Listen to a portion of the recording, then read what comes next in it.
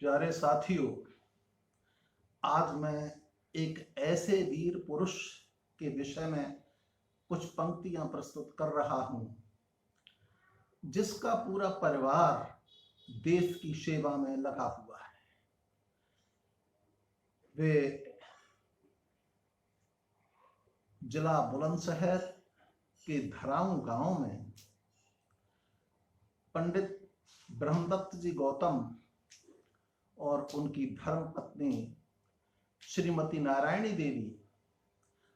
उनकी ऐसी पवित्र कोख से 5 लाल उत्पन्न हुए, 5 लाल प्रकट हुए, जो सभी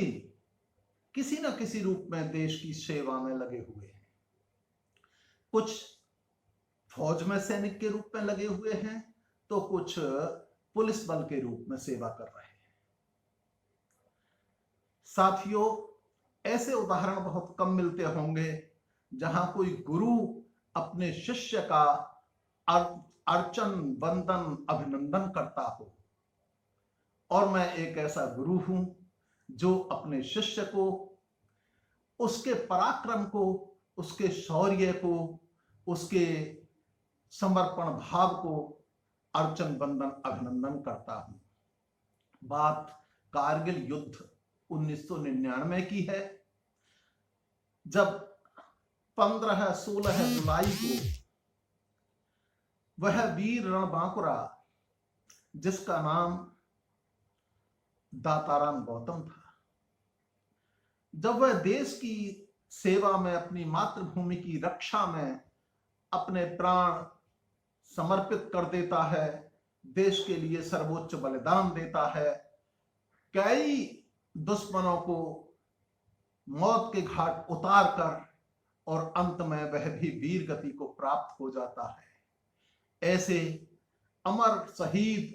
वीर दाताराम गौतम को मैं उसका गुरु होने पर गौरव अनुभव करता हूं, और ऐसे शिष्य को मैं, ऐसे शिष्य के पराक्रम को मैं अर्चन, वंदन, अभिनंदन करता हूं। साथियों, जिस समय 19 जुलाई को उनका पार्थिव शरीर ग्राम धराऊ में आया और तिरंगे में लपटा हुआ, जब वह पवित्र शरीर जिस समय शमशान घाट के लिए ले जाया जा रहा था, तो मैं आंखों से यह देख रहा था कि इतना भीड़, इतना जनसमूह है, इतना जनसैलाब बड़े बड़े नेताओं के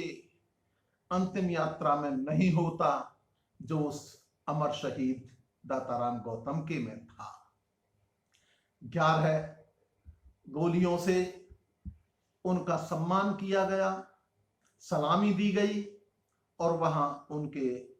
उस पवित्र पंचतत्व के शरीर को पंचतत्व में विलीन किया गया। साथियों, वर्षा हो रही थी, हल्की हल्की बिजली कड़क रही थी, और मैं एक दृश्य अनुभव कर रहा था कि शायद अभी यह वीर पुरुष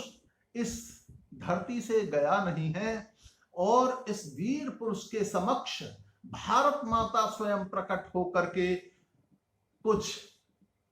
अपनी आशाएं, आशंकाएं प्रकट कर रही हों, जैसे वे कह रही हों कि अरे अमर सपूत, तेरे जैसे वीरों की मुझे बड़ी जरूरत है। उस समय शहीद दाताराम गौतम के पार्थिव शरीर से एक ध्वनि आ रही थी, और उसी ध्वनि को मैंने कुछ पंक्तियों में संजोया है। विजय श्री चरणों में लाता रहूंगा, मैं आता रहूंगा। विजय श्री चरणों में लाता रहूंगा, मैं आता रहूंगा। दुश्मन के छक्के छुड़ाता रहूंगा, मैं आता रहूंगा। कह रहा है वीर पुरुष मां भारती से, सरहद पे संकट आएगा जब जब, आएगा जब जब कोई जुल्मी आंखें दिखाएगा जब जब, दिखाएगा जब जब, मैं जुल्मों की हस्ती मिटाता रहूंगा, मैं आता रहूंगा, विजय श्री चरणों में लाता रहूंगा, मैं आता रहूंगा। और एक वचन देता है भारत माता को वह वीर पुरुष, भारत की सीमा सिमटने न दूंगा, सिमटने न दूंगा, मां तेरा दामन मैं घटने न दूंगा, मैं घटने न दूंगा, जबानी का जौहर दिखाता रहूंगा, मैं आता रहूंगा, विजय श्री चरणों में लाता रहूंगा, मैं आता रहूंगा। एक और शपथ लेता है वह वीर पुरुष, हे मां तेरे, हे मां मेरे तन में रहे प्राण जब तक, रहे प्राण जब तक, हे मां मेरे तन में रहे प्राण जब तक, रहे प्राण जब तक, दुश्मन को धूल चटाई है तब तक, चटाई है तब तक, भारत का गौरव बढ़ाता रहूंगा, मैं आता रहूंगा, विजय श्री चरणों में लाता रहूंगा, मैं आता रहूंगा। एक और विश्वास दिलाता है वह वीर पुरुष,